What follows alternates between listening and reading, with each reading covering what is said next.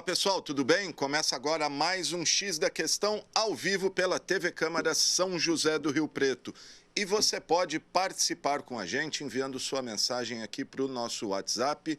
Anote aí o número, está na tela, 991637905. Temos também o telefone da redação da TV Câmara para você entrar em contato com a gente, 3214-7766, e também o nosso e-mail, gama@riopreto.sp.leg.br. Estamos ao vivo também pelas nossas redes sociais, estamos lá no Facebook como Câmara Municipal de São José do Rio Preto e também no YouTube, TV Câmara São José do Rio Preto, onde você acompanha nosso programa em tempo real. Aproveite, curta, compartilhe nossas páginas. E no programa de hoje, a gente vai falar sobre a estiagem que completa um mês em Rio Preto e levou o SEMAI a divulgar um alerta para um risco de racionamento no abastecimento. E nós vamos falar também na sequência do lançamento da conjuntura econômica de 2022, a conjuntura que faz um raio-x aí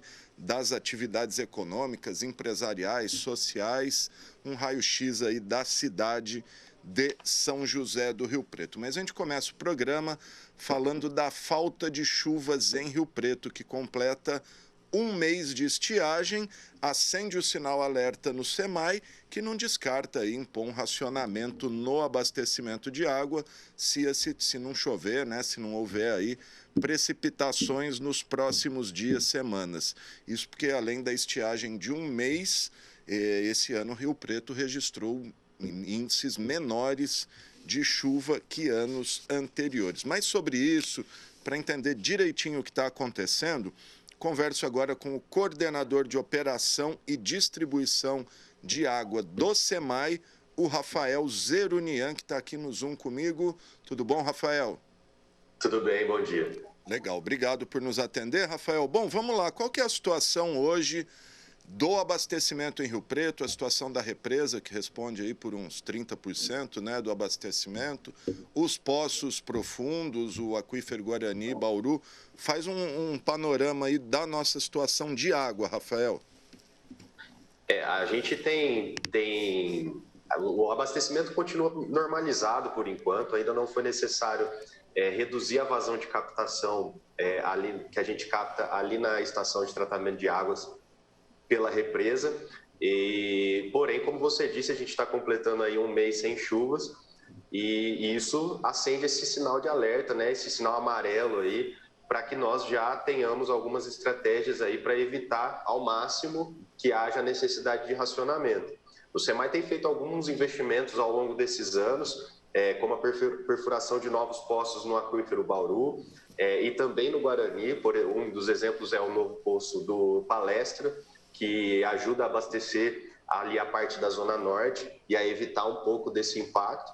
Mas, como eu te disse, ainda não houve necessidade nenhuma de fazer nenhuma restrição no abastecimento, mas, claro, a gente precisa continuar investindo no combate de perdas, né, e desperdícios, tanto na rede pública, que é o trabalho que o SEMAI vem executando, mas também dentro dos domicílios, né, nas residências, assumindo posturas, hábitos que sejam mais racionais.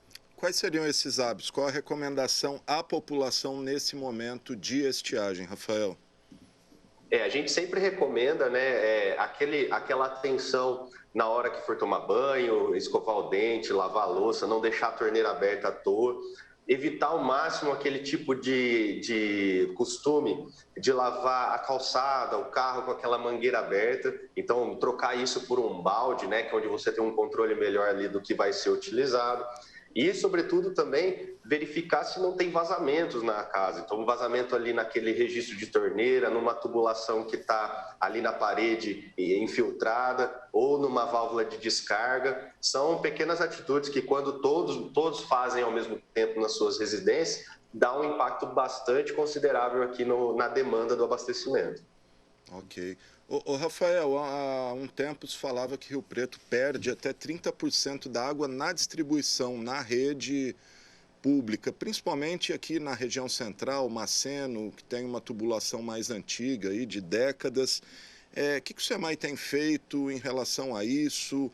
há uma troca, uma manutenção constante dessa rede? É possível fazer essa substituição? Como é que vocês trabalham isso? Atualmente, nossa perda foi reduzida para um patamar ali, aproximadamente 20% daquilo que se distribui é perdido. Então, a gente conseguiu reduzir bastante esse índice nos últimos anos. Isso vem sendo feito com investimentos, tanto em automação, né, em equipamentos mais modernos para a localização desses vazamentos. Então, é feita uma pesquisa, principalmente durante as madrugadas, onde a gente tem pouco barulho.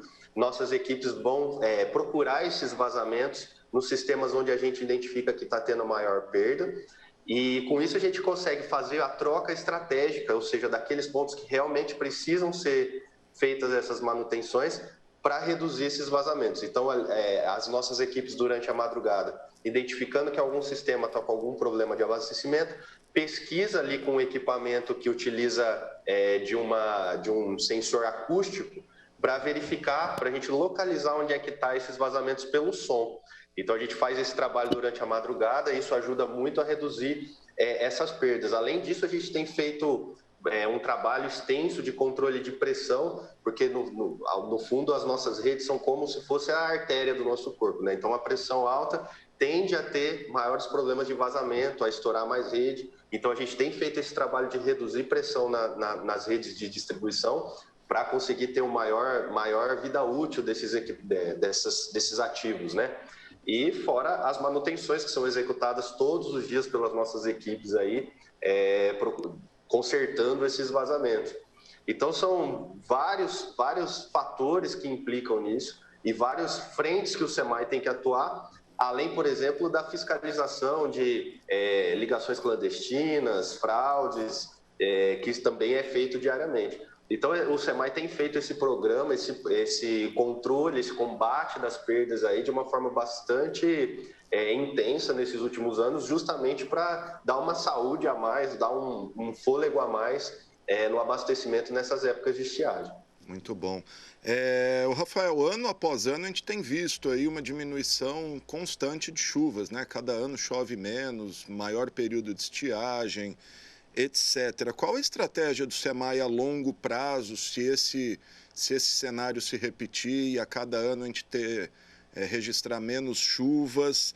É possível aumentar a capacidade de armazenamento da represa? Como que o SEMAI projeta aí para 10, 20, 30 anos o abastecimento de Rio Preto?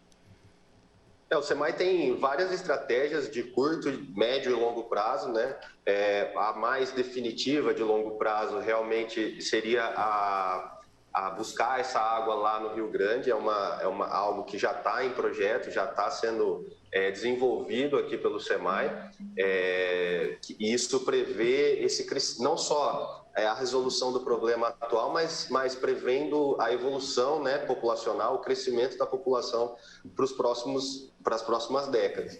Então, esse seria o trabalho de maior longo prazo. Agora, em curto prazo, o SEMAI tem perfurado novos poços, né, como esse que eu citei do palestra, que permitem a gente ter uma reserva estratégica ali para esses momentos de estiagem e fazer essa captação dos aquíferos, né, essa captação subterrânea, que não é tão impactada imediatamente pela falta de chuva. Então, temos feito essas perfurações, né? O SEMAI aí tem mais algumas perfurações em andamento, tanto do Bauru quanto do Guarani, e também o processo de desassoreamento da represa, justamente nisso que você falou, tentando aumentar ali o volume de reserva. Então, são várias estratégias, elas são executadas todas simultaneamente, não tem uma única resposta para esse assunto, né? E é isso, a gente precisa controlar essa perda o máximo possível e contar com essa colaboração da população também para ajudar a gente nessa empreitada. Seria possível, não sei, pergunta de leigo, aumentar ali o vertedouro, a barragem ali para, consequentemente, vazar menos água? A nossa represa, ela tem uma característica que a função dela não é tanto de ter um volume tão grande de armazenamento, porque você precisa manter os corpos hídricos que estão a jusante dela, ou seja, estão depois dela. Então, é preciso manter uma vazão tal que a gente não mate, né, que a gente não interrompa a vazão dos outros corpos hídricos que dependem desse volume. Então, a gente tem uma vazão de outorga, o DAE permite que o SEMAI faça essa captação ali e a gente não pode superar ela. Essa vazão de outorga será possível fazer ela após essa reforma que está sendo executada na estação de tratamento no Palácio das Águas. Vai permitir também que a gente, em épocas de chuva, em épocas de maior disponibilidade hídrica, consiga retirar mais água dessa represa e preservar os poços realmente como uma reserva estratégica para os momentos de estiagem. O que está sendo feito exatamente no Palácio das Águas? Que faz tempo que está parado ali, aquela torre, o aerador, acho que chama, né? Sim, faz tempo que está parado, aí fala que está em obra, mas a gente passa ali, não vê nenhuma movimentação, nada. Explica para a gente o que tem sido feito ali. Ali estão sendo executadas várias obras ao mesmo tempo, todas elas em relação à infraestrutura da estação, né? Então, estão sendo trocados equipamentos de bombeamento, de tratamento, de dosagem, válvulas, todos esses equipamentos que, com o tempo, com a vida útil deles, que já chegava ao fim, a gente precisava que eles fossem modernizados para serem mais eficientes, ou seja, para gastar menos energia para produzir o mesmo resultado e que fossem mais eficazes, que executassem de fato o seu trabalho. Então está sendo feita a recuperação estrutural dos reservatórios, está sendo reformada toda a parte do bombeamento, do tratamento, está sendo modernizado também as etapas ali de tratamento para reduzir o volume que se perde no processo. Então, essa reforma tem realmente como assim, objetivo tornar a nossa estação de tratamento mais moderna e mais eficaz. O SEMAI deve acompanhar as previsões aí meteorológicas, né, os cenários, enfim. Qual que é a expectativa para vocês? Essa estiagem vai ser prolongada? Vocês têm previsão de chuva para quando? Como é que é feito esse acompanhamento? As previsões de chuva, elas são quanto mais próximas do evento, maior a certeza que você tem sobre elas, né? Então a gente acompanha assim cotidianamente aqui. Não temos previsões de chuvas para os próximos dias. Justamente por isso é importante esse alerta, né? Esse sinal amarelo. Mas quando a gente compara com outros anos, por exemplo, como foi o caso de 2020, em 2020 choveu, até esse momento do ano, já tinha chovido 805 milímetros. Nesse ano, a gente teve 695. Se você pegar 2020, foi necessário fazer o racionamento ali por volta de setembro, em torno de 40 dias. Então, o cenário ele é favorável para que exista essa necessidade. Por isso, a gente precisa se antecipar a ele, fazer essas estratégias de controle, fazer essas estratégias de redução de desperdício, para que a gente possa prolongar esse tempo ao máximo possível, né? Se não chover e o racionamento for inevitável, qual é o prazo que vocês têm aí para iniciar esse trabalho? E o que é feito? Ele é interrompido, o fornecimento, em alguma hora do dia? Como funciona o racionamento? Ainda não há essa perspectiva de que o racionamento seja feito em algum momento. A gente está trabalhando semana após semana analisando essas condições meteorológicas, mas quando normalmente a gente tem racionamento, a gente tem ali um período do dia onde se faz a interrupção do abastecimento e a gente prioriza ao máximo a utilização da captação subterrânea, como eu te falei. Então a gente passa a utilizar os poços na sua plena capacidade para tentar substituir essa água que a gente deixa de retirar da estação. Muito se fala do consumo doméstico, né, para desligar a torneira na hora de escovar o dente, todas aquelas dicas que você falou aí no começo da entrevista. Mas e grandes consumidores, lava-rápidos, agricultura, é feito um trabalho de conscientização com esse pessoal? Academias de natação, clubes, etc. Com certeza, eles são boa parte desse consumo e são muito importantes nessa conta. Uma das estratégias que tem sido utilizadas por grandes estabelecimentos e que é assim de suma importância para isso se manter é a utilização de água de reuso, por exemplo. Então, você captar ali a água de chuva num reservatório, fazer um pequeno tratamento ali para utilização, por exemplo, para limpeza de pátio ou até mesmo em lava rápido, como você citou, essa água pode ser reutilizada para esses tipos de utilização que não são para consumo humano. Então, esse tipo de situação, esse tipo de atitude que esses grandes consumidores têm, por exemplo, o próprio controle da pressão dele interna, dentro das suas tubulações, treinamento com as suas equipes para evitar o desperdício, com seus funcionários para evitar o desperdício, tudo isso, toda essa conta junto de todo mundo ajudando, tem um impacto gigantesco aqui na hora da gente calcular essa demanda do sistema. Nesse período tem um outro problema também, que são as queimadas, a consequente fuligem e aquela sujeira em quintais quando vem, né? E aí é um bairro inteiro, bairros inteiros atingidos, e aí é inevitável jogar água para tirar aquela fuligem, é impossível varrer, porque vira um pó. Como que você mais lida com isso? Há um trabalho também para evitar as queimadas? Como que é?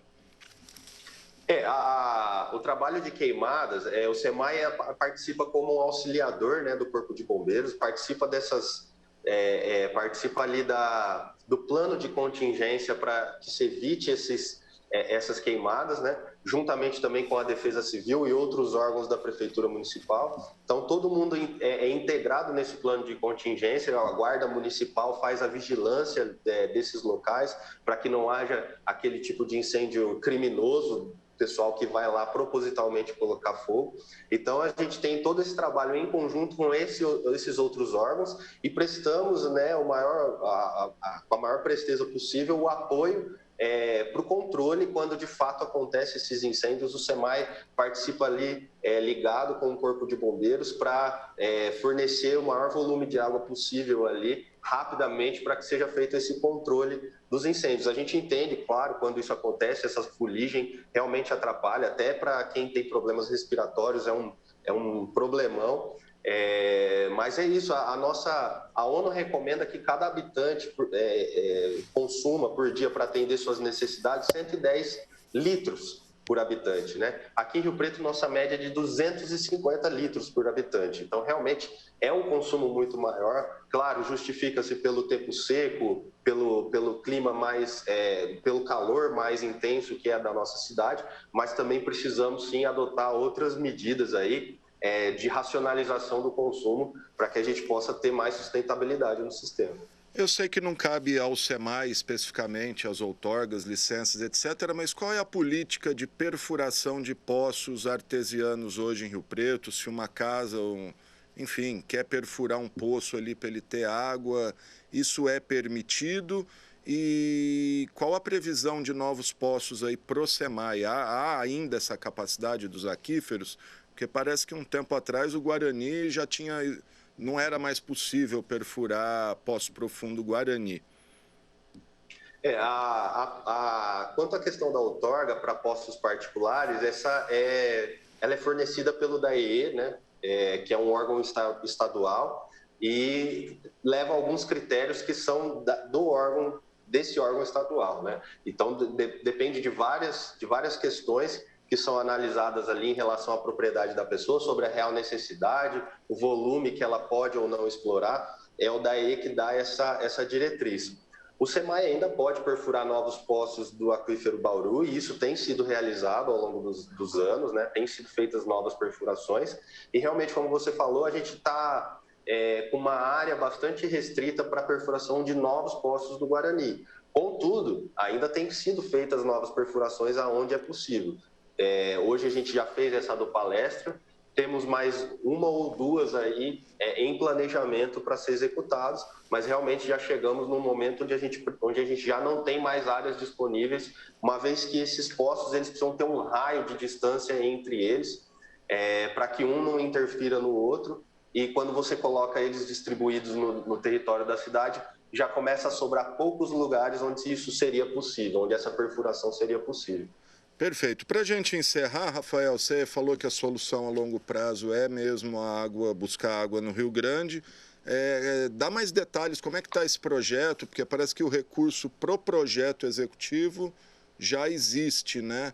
Em que fase que está isso? Já se iniciou? Tem alguma empresa trabalhando nisso? É o próprio SEMAI que vai fazer esse projeto? O SEMAI está nessa fase do projeto executivo. Ele é um projeto com muitos detalhes, tem que ser realmente uma coisa ali feita com o maior cuidado possível, porque envolve muitas questões em relação ao sistema já existente, né? Como que essa nova captação se interligará com os sistemas existentes.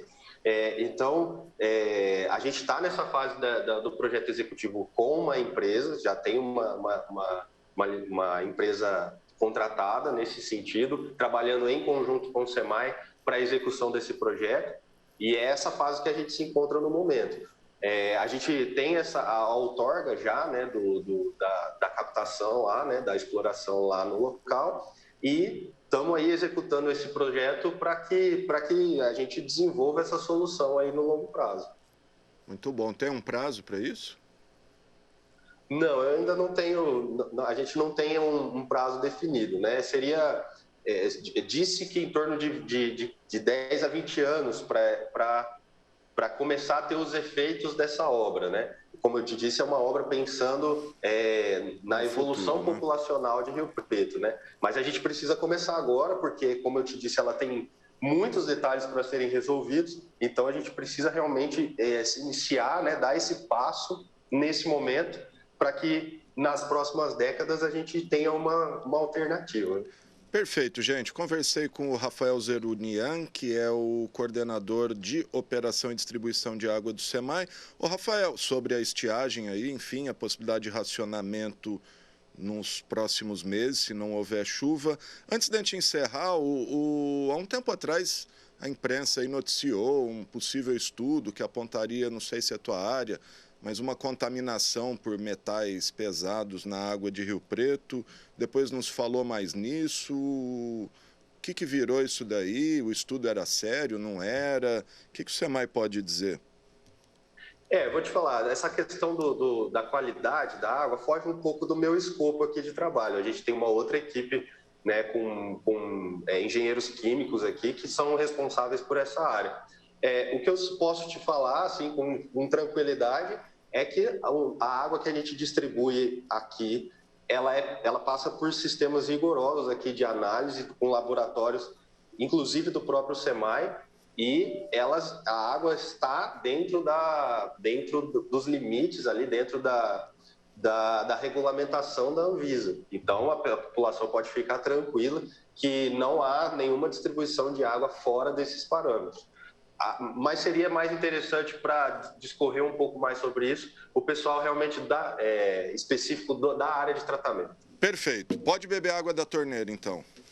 Pode. Eu bebo na minha casa tranquilamente. Então tá bom, gente. Tá, então, Rafael Zerunian, coordenador de operação e distribuição de água do SEMAI, falando desses 30 dias aí de estiagem, o que levou o SEMAI a divulgar um alerta para o Rio Pretense economizar água, usar com racionalidade, e do risco aí de um racionamento nos próximos dias. Obrigado, viu, Rafael? Eu que agradeço. Tudo de bom. Tá aí, então, gente. Então é isso aí, usar água com sabedoria, com racionalidade, que é um bem finito aí, como a gente vê. Cada ano, menos chuva temos registrado, não só em Rio Preto, né? Toda a região sudeste aí, inclusive a Amazônia lá, enfim, são as mudanças climáticas. Bom, nessa terça-feira os vereadores se reúnem para a 39ª sessão ordinária de 2022 e nós vamos conferir agora os itens que estão na pauta com a repórter Ariana Pereira. Vamos lá. Olá, você que nos acompanha aqui pela TV Câmara. Os vereadores realizam nesta terça-feira a 39ª sessão ordinária de 2022. Estão em discussão 2 vetos do Executivo e 7 projetos de lei. Os vetos do Executivo são aos projetos do vereador Cabo Júlio Donizete, que dispõe sobre a implantação do Programa de Diagnóstico e Acompanhamento Integral aos alunos com dislexia, TDAH ou outro transtorno de aprendizagem no município, e do vereador licenciado Fábio Marcondes, que isenta profissionais da rede municipal de ensino da obrigação de pagamento de áreas nas imediações das unidades em que estão lotados durante o período de desempenho de suas funções. Entre os projetos de lei na pauta, apenas um entra em análise quanto ao mérito. do vereador Renato Pupo, que institui o programa de prorrogação de licença maternidade. Os demais todos estão em análise quanto à legalidade e são eles: do Executivo, que abre no orçamento fiscal o crédito adicional especial no valor de R$ 630 mil. Também do Executivo, que amplia de 8 para 10 anos a idade do veículo que pode ser utilizado pelos taxistas.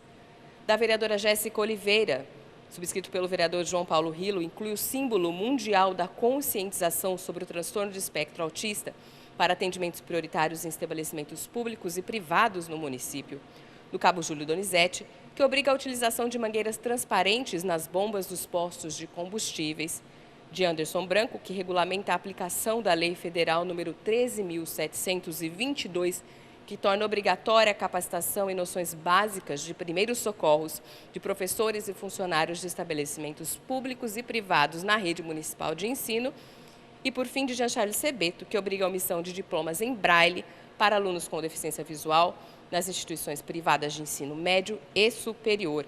A sessão ordinária tem início às 14 horas e transmissão ao vivo aqui pela TV Câmara, pelas nossas redes sociais e também pela Rádio Educativa 106,7 FM. Ariana Pereira para a TV Câmara, o canal do Legislativo. Bom, tá então, gente, só lembrando, a sessão começa às 2 horas da tarde, tem transmissão ao vivo pela TV Câmara e também pelas nossas redes sociais. Se acompanha aí tudo pela internet, se precisar. Só para registrar também, amanhã, terça-feira, tem uma cerimônia de comemoração dos 78 anos e também da entrega da revitalização do mercado municipal, o mercado municipal que vai passar aí a ter novos horários. Eu acho que até tem uma reportagem, eu não sei se o Giroudo consegue puxar agora, mas o Mercadão vai estender 1 hora aí o seu horário de funcionamento, né? Em vez de fechar às 6, vai passar a fechar mais tarde. Diz que a partir de terça-feira, amanhã, essa semana vai ficar até às 9 horas da noite aberto. De domingo vai fechar a 1 hora da tarde. E de sábado também um horário estendido aí, até às 2 horas da tarde, principalmente as praças de alimentação, tanto da Silva Jardim quanto da Jorge Tibiriçá ali, onde tem as pastelarias do lado de lá. Aí tem os novos bares do lado de cá, né? O Chico Barrigudo, tem aquele outro Tom que inaugurou ali, do outro lado as 2 pastelarias, então, e em breve novos restaurantes também no Mercadão. Então amanhã essa solenidade aí para a entrega do Mercadão revitalizado às 5 horas da tarde. Acho que o pessoal conseguiu puxar a reportagem aí, vamos conferir. Neste mês, o Mercado Municipal de Rio Preto comemora 78 anos de fundação. E na semana em que se celebra o aniversário do espaço, os lojistas local vão atender o público em horário ampliado. De 19 a 22 de julho, todas as lojas do Mercadão vão funcionar até às 9 horas da noite. Já nos dias 23 e 24 de julho, sábado e domingo, o Mercadão ficará aberto até às 4 horas da tarde. E as alterações no horário de atendimento não param por aí. A partir do dia 25 de julho, o expediente do Mercadão ganha 1 hora a mais. Com isso, de segunda a sexta-feira, o centro comercial ficará aberto até às 7 horas da noite. Aos sábados, funcionará até às 2 horas da tarde e aos domingos, até a 1 da tarde. Novidade também na praça de alimentação. A partir do dia 25 de julho, em caráter experimental, os boxes de alimentação vão funcionar até às 9 horas da noite. Esse horário ampliado será válido de quarta a sexta-feira. Aos sábados e domingos, o atendimento será até às 4 horas da tarde. O horário de abertura do Mercadão permanece todos os dias às 7 horas da manhã. Lembrando que esse é um horário facultativo aos lojistas. O atendimento ao público é obrigatório em todas as unidades comerciais a partir das 8 horas da manhã. Mais informações sobre o novo expediente do Mercadão podem ser obtidas pelo telefone 3231-6119. Tá, então, gente, o novo horário do Mercadão, esse horário noturno aí é experimental, e uma reivindicação também do pessoal do centro aqui, que acha que é o início de uma nova era aí para o centro de Rio Preto. Bom, mas nós vamos falar agora da conjuntura econômica de Rio Preto, lançada pela Prefeitura na última semana. A conjuntura é uma espécie de raio-x aí, né, das atividades econômicas, empresariais, urbanísticas e sociais da cidade e serve de guia não só para ações do poder público, mas também para guiar, nortear empresários e empreendedores que desejam investir aqui. Sobre isso, entender quais são as novidades da conjuntura 2022, vamos conversar agora com o secretário de Desenvolvimento Econômico, o Jorge Luiz de Souza. O Jorge está aqui no Zoom comigo. Tudo bom, Jorge? Oi, Alexandre, bom dia. Tudo bem? Um abraço para todos os nossos telespectadores. Legal, Jorge. Bom, vamos lá. Quais são os destaques aí da conjuntura 2022, principalmente aí na área de economia, né? Rio Preto que vem buscando se recuperar aí no pós-pandemia. O que você pode destacar para a gente? Bom, Alexandre, eu queria primeiro dizer que foi uma grata surpresa, né? Os números, quando a gente começou a levantar eles, fazer esse levantamento, e perceber o tanto que a economia de Rio Preto tinha crescido, né? Os números eram positivos, né? Então, antes do lançamento oficial, eu tive a oportunidade de ver e já ficar impressionado com os números que se apresentavam.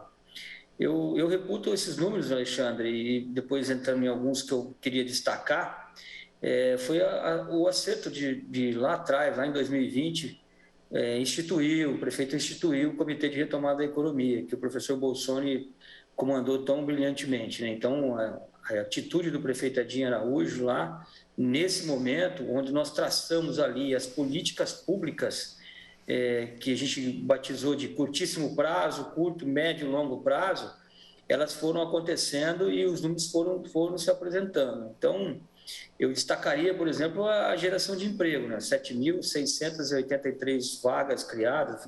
A gente recuperou o índice negativo de 2020 e 2021, né? 19-20, né? Dos números negativos de emprego para um número positivo, né? E, paralelamente a isso, era uma preocupação nossa quando a gente via aí o número de MEIs que cresciam todo mês na época da pandemia, 2020, né, no começo de 2021, a gente ficou preocupado com relação a perda, a qualidade desse crescimento de MEIs, né? Se era um MEI por oportunidade ou um MEI por necessidade, né? Então, no primeiro momento foi por necessidade, mas depois a gente viu que tanto o número de carteira assinada, que é um emprego formal, como a quantidade de MEIs, elas cresceram vertiginosamente, quer dizer, foi uma conjunção da geração de empregos, né, com a oportunidade de empreendedorismo que aqueles que estavam empregados tiveram e visualizaram isso. Então, o Rio Preto tem aí esse indicador de cidade empreendedora que dá oportunidade para todos, e esses números ficaram muito latentes na hora que a gente fechou aí os dados finais. Então, esse é um destaque que eu gostaria de dar. Você diria que os dados econômicos de Rio Preto já são os mesmos de pré-pandemia ou ainda não atingimos essa recuperação plena? Não, ainda não, principalmente em alguns setores, principalmente o comércio, ele tem ainda uma margem ainda de recuperação, né? A indústria também para se consolidar. Eu acho que são esses dois setores ainda que precisam aí voltar no número de 2019 para que a gente tenha uma recuperação mais sustentada, né? Então, mas os números são muito bons. Eu também queria destacar, Alexandre, dentro dessas questões dessas políticas adotadas, né? As políticas emergenciais que nós adotamos e hoje estão dando muito fruto, inclusive rende essa questão da formalização da economia, que foi investimentos, por exemplo, em inclusão produtiva, né? A gente identificou ali dentro do levantamento da Secretaria de Assistência Social um grande número de pessoas que precisavam, queriam a oportunidade de se formalizar, e aí a gente está capacitando várias e várias pessoas. Então, o número de capacitação para essas pessoas empreenderem, né, foi algo fantástico e está dando resultado hoje. Inclusive, também, aí entra um outro dado importante, que é o Banco do Povo, né? A gente viu aí que 2 anos seguidos nós fizemos aí recordes de valores liberados para esse empreendedorismo em 2020 foi para aliviar o sufoco, né, daqueles que estavam passando, e 21 foi para fazer investimentos. Então, estão bem equilibrados esses números e mostram a força da nossa economia. Qual setor que alavancou mais nossa economia? É serviço, comércio? A indústria, você diz que ainda está ali patinando. Mas comércio ou serviço, que é o nosso carro-chefe aí? Serviço, né? O serviço hoje foi um grande destaque na questão da geração de emprego e também com destaque para a construção civil, né? O número de metros quadrados que foram implementados no ano passado, aprovados e construídos, mostra o potencial dessa indústria, né? Da construção civil, né? Que agregada ao serviço foi o que deu um destaque nessa recuperação. O comércio vem logo na sequência, com a geração de empregos, a retomada, né? A gente viu muitos negócios fechando durante a pandemia, eles foram, em parte, reabertos ou readequados, principalmente a questão do digital, né? Isso ficou claro para a gente. Então, esses 3 setores aí, o destaque para os serviços é que ajudou a puxar, junto com a construção civil e o comércio, logo na sequência. Pois é, o IBGE divulgou a semana passada também os dados nacionais, serviço também puxando aí a recuperação do Brasil. Por outro lado, dentro do setor de serviços, eles têm um item lá, família, né? Serviços para família, é viagem, restaurante, alimentação, que esse ainda está muito abaixo do índice pré-pandemia. Em Rio Preto se repete esse fenômeno? Sim, você é só perceber pelo setor de serviços, vamos falar de gastronomia, que é um exemplo que você deu, e também hotelaria, né? Você teve essa dificuldade por conta da pandemia, né? O isolamento, o deslocamento, então regras rígidas aí sanitárias que acabaram dificultando bastante esses 2 setores, né? Então, o setor de turismo agora deve se recuperar porque tem contratação aí já para o ano que vem. As pessoas chegam no seguinte momento, viu, Alexandre?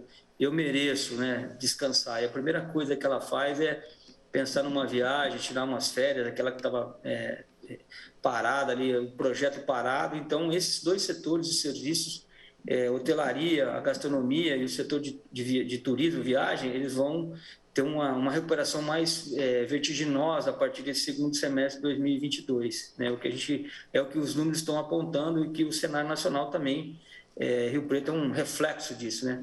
A vantagem nossa é que nós entramos um pouquinho depois da crise e saímos um pouquinho antes, né? Então, isso tem mostrado mais uma vez a força da nossa economia. Legal. O Diário da Região divulgou, até nós estava vendo aqui, que no dia do lançamento da pandemia, que Rio Preto pagou 3 bilhões de impostos federais no último ano. É isso mesmo? Achei o número bastante elevado.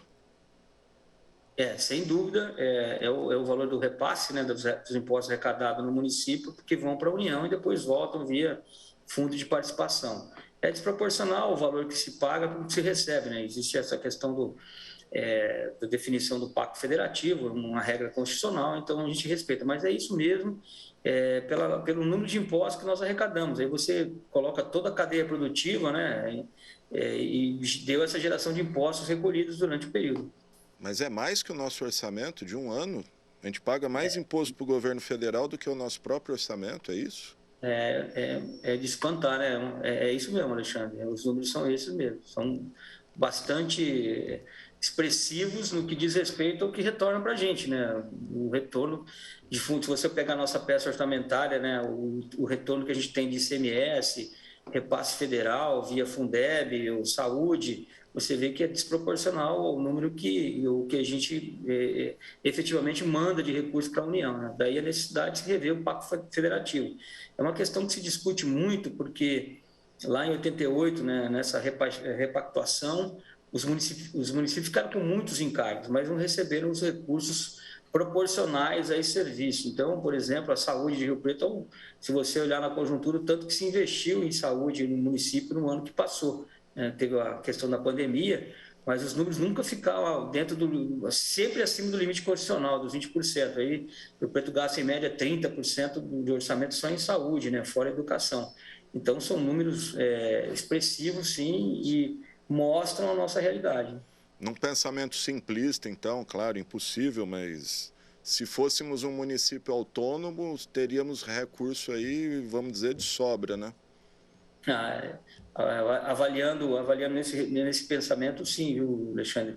O nosso orçamento está com cota de 2,23 bilhões de reais para a próxima proposta, né, fechada, e a gente arrecada só de tributo 3 bilhões. Simplificando o raciocínio, seria isso mesmo. Perfeito.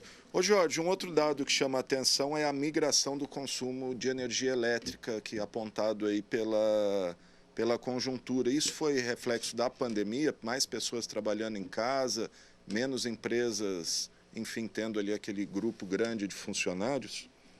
Esse quadro também chamou a atenção, né? A grande maioria com os lockdowns, né, com as restrições de circulação, o home office ele foi uma atitude implementada pelas empresas que algumas hoje adotam ainda em regime de rodízio, né, uma parte de home office, uma parte presencial. Esse é um reflexo. Muita gente, você vê que o consumo de energia em residências foi maior que o consumo dos negócios, né, do comércio e da indústria, por exemplo. A indústria ainda teve um crescimento maior, mas o comércio você percebeu isso, né, por conta das restrições. Mas é o reflexo, sem dúvida. Hoje, esse é um mapa, é um número que mostra qual foi o impacto da pandemia, né, na circulação de pessoas e nas atividades econômicas. Obviamente que teve aí o home office que ajudou a manter muitas atividades na época, né? Então, isso foi positivo, mas mostra essa inversão de curva aí. É um número que chama bastante atenção. Muito bom. Jorge, algum outro dado que você queira destacar? Bom, tem muito dado na conjuntura, quem quiser conferir, está disponível no site da Prefeitura, lá na pasta de Secretaria de Desenvolvimento, que é quem elabora, né? Inclusive convidamos o secretário de Planejamento também para participar aqui com a gente. Infelizmente está na abertura das audiências aí do orçamento participativo, não pôde estar, mas em breve o Bolsoni está aqui com a gente. Mas algum dado mais aí, Jorge, que você queira destacar para os nossos telespectadores? Eu queria destacar, Alexandre, a edição, é a 37ª edição, né? Eu acho que isso que, do ponto de vista do planejamento da cidade e para aqueles que querem investir em São José do Preto, é uma excelente radiografia. Não tem informações melhores. Eu acho que aquele que quer tomar uma decisão com relação a São José do Preto tem tudo aqui. É um destaque, inclusive, que recentemente nós em visita a secretária de Desenvolvimento do Estado, né, a Zeina Latif, nós levamos essa edição para ela na semana que passou e ela ficou impressionada com os números e com a qualidade do material que foi desenvolvido. Então, a equipe da Secretaria de Planejamento que faz esses números faz um trabalho técnico excepcional. Então, tem que se dar esse destaque e essa longevidade desses números. A gente está evoluindo aí junto do Comitê de Retomada da Economia para a conjuntura ser ela dinâmica, ela ser a gente vai disponibilizar, a gente está fazendo alguns testes aí, de muito em breve, esses números serem atualizados quase que em tempo real, não abandonar o modelo que tem agora, mas, por exemplo, dados de emprego, né, como já tem a divulgação, a gente transformar esses dados numa periodicidade menor para que tenha a melhor tomada de decisão. Então, eu destacaria isso, esse trabalho que é feito de forma excepcional, são poucos municípios do Brasil reconhecidamente que têm esse trabalho e ele é uma ferramenta importante para a tomada de decisão. Esse é o destaque que eu gostaria de fechar aí a nossa conversa. Muito bom, gente. Conversei com o Jorge Luiz de Souza, secretário de Desenvolvimento Econômico. Jorge, só para encerrar mesmo, eu sei que não é tua área na Prefeitura, mas você é diretor da ACIRP, a Associação Comercial e Empresarial de Rio Preto. Antes da sua entrevista, a gente exibiu aí uma reportagem da revitalização e os novos horários do Mercadão, inclusive com abertura à noite. Qual que é a expectativa do setor comercial aqui do centro, que tem sofrido bastante aí nos últimos tempos, agora tem tido aí uma polêmica envolvendo muito morador de rua, com a abertura do Mercadão à noite? É o primeiro passo para o comércio de Rio Preto também abrir à noite, como é o desejo de muitos? Não, sem dúvida, Alexandre. Eu acho que esse é um passo importante, porque o Mercadão ele vai funcionar como uma âncora para a área central, né, principalmente no quadrilátero central, e a área central vai servir como suporte para o Mercadão, para a circulação de pessoas. Essa questão da ocupação da área central à noite, e o projeto, quando pensou na revitalização, destacou isso, a questão da segurança e da iluminação. A gente está passando aí por um momento difícil por conta dos moradores de rua, mas é um trabalho que tem que ser desenvolvido. Eu acho que a ocupação dos espaços, né, o retorno da ocupação dos espaços, ele traz mais qualidade para quem frequenta e mais segurança, consequentemente, acaba afastando pessoas que têm outras intenções no que diz respeito, por exemplo, a pequenos furtos ou pequenos delitos. Então, esse é um processo que já se iniciou, né, e que ele tem certeza que ele vai se consolidar o tempo. E certamente, aí, com o passar do tempo, a gente vai ver que vai ser necessário, os empresários vão entender isso, a extensão do horário pode trazer muitos benefícios, inclusive para minimizar esse problema da ocupação da área central por pessoas em situação de rua, que eu acho que isso que acaba olhando como um todo. Aí a gente pode incluir outros elementos, como, por exemplo, a revitalização e a reforma da rodoviária, a revitalização, que a gente está em fase final aí da estação ferroviária, vai entrar na terceira fase, como ocupação desses espaços, a repaginação das praças, a ocupação delas, o paisagismo, a iluminação, tudo isso a gente vem cuidando constantemente. Então, todo esse processo, né, de ocupação da área central com qualidade vai, consequentemente, incentivar, num futuro breve, para que os empresários da área central enxerguem como uma extensão do horário uma possibilidade de negócio e a ocupação com mais segurança desse espaço. Tá certo, Jorge, muito obrigado pela sua entrevista. Tá aí o secretário de Desenvolvimento Econômico, Jorge Luiz Souza, falando um pouquinho da conjuntura, os números que mostram aí uma retomada da economia de Rio Preto e tudo mais. Obrigado, Jorge. Obrigado, Alexandre. Um bom dia aí para todos vocês da TV Câmara e dos nossos telespectadores. Igualmente. É isso aí, gente. Essa edição do X da Questão fica por aqui. Se você quiser rever esse programa, ele será reprisado logo mais às 8 horas da noite e amanhã cedinho às 7 horas da manhã. Lembrando que amanhã às 2 horas da tarde temos a 39ª sessão ordinária de 2022. O programa fica disponível desde já nas nossas redes sociais, TV Câmara São José do Rio Preto e também no nosso Facebook. Lembrando que você pode enviar mensagens, sugestões de pauta, entrevistas e tudo mais para o nosso WhatsApp, está aí o número na tela. E todas as informações do Legislativo, você já sabe, encontra no nosso site riopreto.sp.leg.br e também no nosso aplicativo Processo Legislativo Digital, só baixar aí na lojinha do seu celular, tanto para iPhone quanto para Android, né, iOS e Android. Tem também nosso Instagram e nosso Flickr com fotos de tudo que acontece aqui na Câmara de Rio Preto. Obrigado a todos pela audiência. Esse programa teve os trabalhos técnicos do cinegrafista Oséia Santos, o GC do Thiago Zatti, o controle mestre do Fernando Giroldo e do André Santos e o áudio do Flávio Furlaneto. Um grande abraço e até a próxima.